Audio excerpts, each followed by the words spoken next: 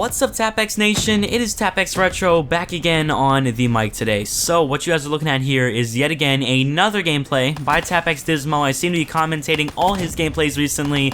Don't really know why, but man, this guy is a beast. Okay, so what you're looking at here is a 93 gun streak with the MR6, which is just insane. I could never even imagine getting that, considering myself as a normal player, I guess a average Call of Duty player. I've gotten a few nuclears, but nothing much. I've gotten a couple gun streaks, maybe a 40 or a 50 gun streak, but getting a 93 gun streak with a pistol is just insane, man. I could never even imagine that. That is equivalent to a triple pistol nuclear all in one life without dying. It's insane. Absolutely incredible. Definitely go check out Dismo down below in the description. He's really close to 2K subs. You may have hit it already, I'm not sure.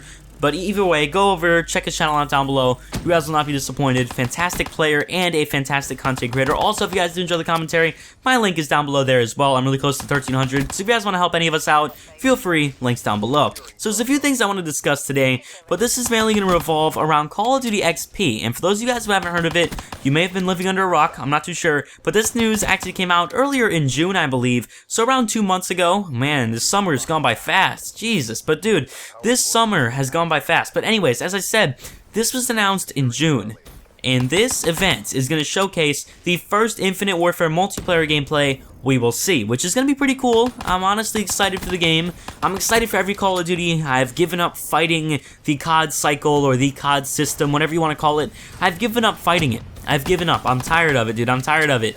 Call of Duty, I'm always going to be excited for. Although Infinity Ward made COD Ghosts, and COD Ghosts wasn't all that great, and I know this is in space, I know this is futuristic, I understand that. I know that. And as much as I would love to go and say, man, I'm not going to buy this, I'm not buying this Call of Duty, it's still an above average video game. For me, at least, Call of Duty is a game that even if I don't like the COD that much, I'll still put more time into it than most video games I own. Simple as that. So even though I might not be a huge fan of the idea of going into the future, going into space, or the jetpacks, or the boost jumps, or the thrust jumps, whatever you want to call it, although I'm not a fan of that, Call of Duty is still an above average video game that to me is still much better than pretty much anything else I have on my shelf. It's just the way I am, even though that is, I guess, a bad approach from the standpoint of a video gamer, but from the standpoint of someone who does YouTube and is in the Call of Duty community, it really doesn't matter to me. I enjoy playing each game, so I am looking forward to Infinite Warfare.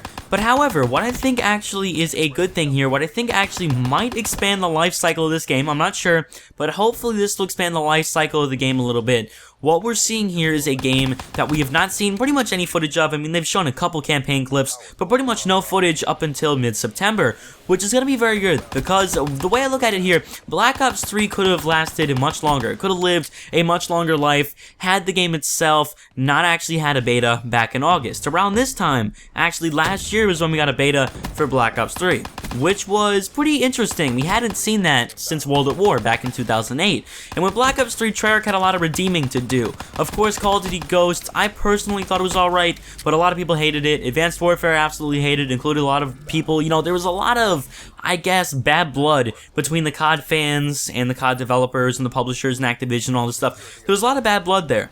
So Treyarch had to kind of come in and smooth everything out and release a good title. So the beta was there to try to win people over, which is perfectly fine. However, that beta, in my opinion, was actually detrimental to the life of Black Ops 3. Because what happened ever since that beta came out is everybody in every community, the sniping community, the pub stomping community, the news and info community, every community on YouTube, funny moments, whatever it was, everybody was uploading Black Ops 3. For the next 2 to 3 months until the game came out, which was a problem because once the game came out on launch day, I felt like I already knew everything. I felt like I already knew what gun was the best and what perk was the best and all the kill streaks. I knew it already because people have been making videos on it for months, which is a problem to me. And Black Ops 3, I think, showed way too much content in the beta. I think, honestly, they should have taken out half the guns that we got to see, half the kill streaks, and even then, in that case, I think Black Ops 3's beta still would have shortened the game's life a little bit, but especially with all the content they gave us. You were able to level up to level 45 or something like that. I mean, it was crazy. A crazy amount of content in the beta for us to use. The amount of time the game had come out, I mean, everybody had every tips and tricks video, every attachment on every gun, and just no one cared anymore.